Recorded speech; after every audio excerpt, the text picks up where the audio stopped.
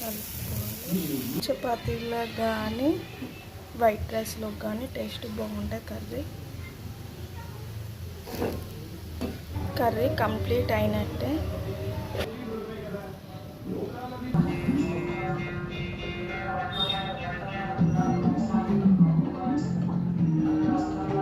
Carrot మంచిగా పొట్టు తీసుకోవాలి, ఇట్లా గీరుకోవాలి. మంచిగా ఇట్లా గీరుకున్న తర్వాత కడాయి పెట్టుకున్న తర్వాత కడాయి కాగినాక ఆయిల్ వేసుకోవాలి. క్యారెట్ తగినంత ఆయిల్ వేడైనాక జీలకర్ర ఆవాలు వేసుకోవాలి. ఆవాలు జీలకర్ర గోలినాక క్యారెట్ వేసుకోవాలి. వేసుకున్నాక మంచిగా కలుపుకోవాలి.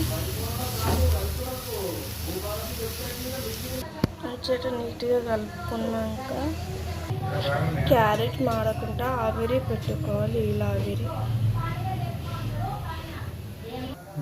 తీసుకున్న తర్వాత సెకండ్ టైం మళ్ళీ కలుపుకోవాలి. మాడకుండా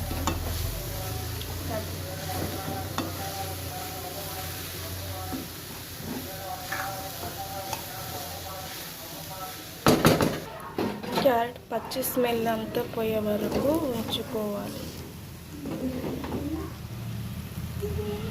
క్యారెట్ తగినంత పసుపు వేసుకోవాలి. పసుపు వేసుకున్నాక మంచిగా నీట్గా కలుపుకోవాలి.